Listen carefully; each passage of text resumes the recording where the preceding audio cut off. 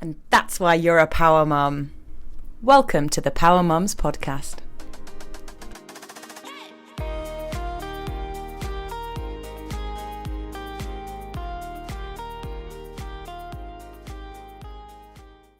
Hi, welcome to Pwrmums podcast. Today we are joined by Lavania Rosie. Welcome to the podcast, Lavania. Thank you, Kat, for having me. You're very welcome. So, you are a mum. Yes. Yes, you're a mum of one little boy. Yes. And you're also a business owner. Mm-hmm. And you're also a happiness activist. Yes. Listed more. Keep going. Keep going, yes. And the owner of Tinted Wateva, or Yes. Tinted Whatever, Yes. as I'm going to try and call it. Yeah. So, how do you manage being a mom, being a business owner? I'm quite crazy in that sense. Nothing ever stops me from doing what I want. And when I started all these businesses, little did I know that a little one was going to come along. So when he came along, it was just natural because I was always a multitasker. It was just natural for me to handle many things at one go. But I must say I'm really grateful for my helper. I don't think I would be able to do half the things that I'm doing if not for her. And of course, let's put in my husband in Your husband, yeah. in between, yeah. Yeah, so if not for them, I wouldn't be doing half the things I'm doing right now. Just help to share the load, right? Exactly. And stop you going crazy when you have a 2-year-old. Tell me about it, yes. And so when did you start your first business? So Dance Embassy was my first business, Yeah. and that was 10 years ago. Okay, so way before when kids started. Oh, yeah. So you had all the energy then. I still do. Yes, you do. And the youth. Yeah. So that grew into several other kind of streams of your business, Yes. including the first ever Bollywood dance podcast Yes. ever Yeah. on Audible. Yes. So people can listen to your podcast and learn how to dance. Exactly. Amazing. Yes. Talk to me a bit more about how that came about. So during COVID, one of my students reached out and she said, see, we have an idea that we want to do a podcast with you, teaching people how to dance. And this is for the audience in India. Okay. So everybody was on lockdown in India, still are. And she told me, are you open to doing it? And I'm like, yeah, sure, why not? And I thought that it was just like teaching people how to dance through a podcast. And I didn't know the dynamics, the difference for doing a podcast as opposed to teaching people in person. And when I started the project, I'm like, what is happening over here? Not much difference, right? Oh my it was really challenging. Like no one has ever done this before, so I can't even Google anyone who has done this before that. But they had a fantastic team who helped me through the scripting and the rehearsal before we even recorded it, and even during the recording. I told them, I said, wait, I think I need a shot of whiskey first before we continue on. But it was really challenging but so rewarding and fulfilling at the end of it when they released it. I'm like, wow, is that really me? Oh, so good. Yeah, it was a wonderful experience. So are you a bit of a yes person? If someone offers you to do something, do you say yes and think later? Must be. Are you a psychologist? Yes, I'm here to pick your brain. Yeah, pretty much. Especially when it comes to challenges, I hardly say no. Like I would love to push myself to the limit. And sometimes my husband asks me, are you crazy? Why say yes to something that you think you find it difficult to do? But you wouldn't know till you try it, right? And I don't want to have any regrets in my life. So yeah, I'm such a strong believer. I say yes and think later. Yeah. Because if you think about it, you become terrified. Exactly. And then if you're terrified, of course you're not going to do it. Exactly. So, and you learn so much. Yeah. Even if you do something and fail, well, you've learned at least, haven't you? Yeah. I think being a mum has actually made me more likely to say yes to things without thinking and worrying too much.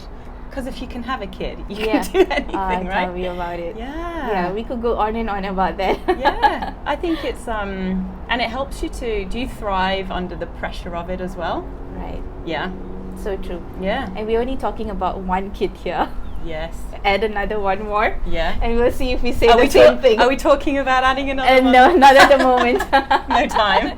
No time at all. Yeah. Yeah. Well, I'm sure when he starts asking for little brother or sister. Yeah, when it happens, it happens. Yeah. Oh, that's exciting. Okay, and then so how did Dance Embassy become Tinted Wateva? And what is Tinted Wateva? Yeah, so I am Singaporean Indian, and if we are the minorities in Singapore, and I always felt like the minorities were not well represented in most of the business platforms in Singapore, be it engaging an influencer to represent a brand and stuff like that. Even the business support networks for us is not as much. So I started off with a blog, sharing about my business knowledge and wisdom, as you may call it, with people who want to learn more and also have that imposter syndrome in them, questioning themselves, are they able to do it? And a lot of things have stopped women like me, especially from the minority population. Like, would people listen to us, or would people want to buy our products and services? So that started off as a blog, and I engaged a social media manager because dealing with social media is a full-time job on its own. So I told myself, I have no time to continue with this, but let me seek the help of a social media manager. And as she was putting up content for Tinted Wateva, she loved what I was doing, and she was like, can I be your business partner?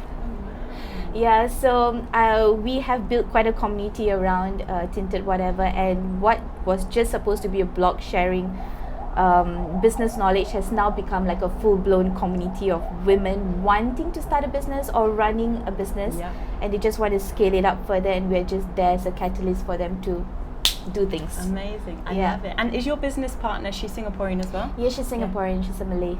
She's Malay. Okay, so another a Singaporean female Malay in business is not as heard of, is exactly. it? Amazing. Exactly. Oh, that's so empowering for women. Yes, that's what we're all about. Yeah. And so what do you do now as community projects that you apart from holding like networking sessions for our members, we also hold like talks, and we kind of like, so we follow women on their path, on this entrepreneurial path. So you can be someone with an idea but you don't know how to take it forward. We will help you along with that journey. And I'm also volunteering with this organization called Her Rise Above, and we help women to increase their household income by starting home businesses. So it kind of like just ties in all together, which is helping women to run their own business and fulfill their potential. Yeah, and confidently. Yeah, amazing. And in times like this, when people are spending a lot more time at home, I know typically mums and women would spend more time at home anyway, but in COVID, everyone's spending more time at home. So I guess there's no better time for these women to actually step out in faith and start their business. Every woman, I believe, has a talent. It's just how they tap into it and grow it. And so what sort of businesses do you work with?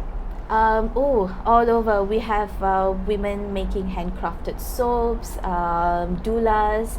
We have how do you call it? Someone sells perfumery, or well, they're not going to be happy that you can't pronounce it. Perfumerie. We say it French and then it sounds good. Yeah, such a tongue twister. Yeah. All kinds, incredible businesses. My particular favorite are those who can food.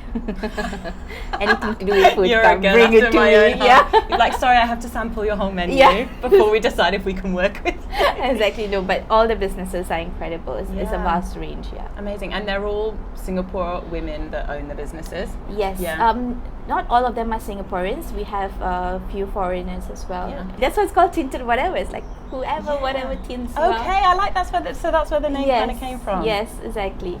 I like it. And so are you able to, at the moment, run your networking events? Do they happen in person or on Zoom? Yeah, we do it in person, but we can only hold up to 8 packs at a time, right? With the social gathering limit. Yeah, so that's me and Shifa, and we hold 6 others. I suppose as well, if you're a new business owner or a wannabe business owner, it's quite intimidating. The thought of going to a networking event is quite intimidating. Shifa said the same thing. Yeah, she had that fear of going to networking meetings, and also because when you're in a group of powerful business women and you are that mouse trying to get into this networking meetings, can be quite intimidating. So our networking sessions are really open-ended and really friendly, so friendly and open that sometimes they forget that they are the ones talking most of the time. Which is exactly how it should be. Make it comfortable for people, and then they'll thrive. Oh, amazing. And when did you start? When was Tinted Wateva? Tinted Wateva actually started when my little one was 6 months. 6 months. So it's relatively new. So you've grown quite quickly from where you started. Amazing. And do you do mentoring for people one-on-one, or is it generally like in the group eventually setting? that will be our goal, Yeah. but right now we're just building the community and providing as many resources as we can. Amazing. And the resources that people want to access, can they access it through? Mostly via our Instagram. Okay, so free content. Exactly, free Yeah, content. free content. Free. Yeah. Come get it. Yeah. Amazing. And how would somebody get involved with Tinted Wateva? So they can connect with us through Instagram, and we have also a private Facebook page. Private.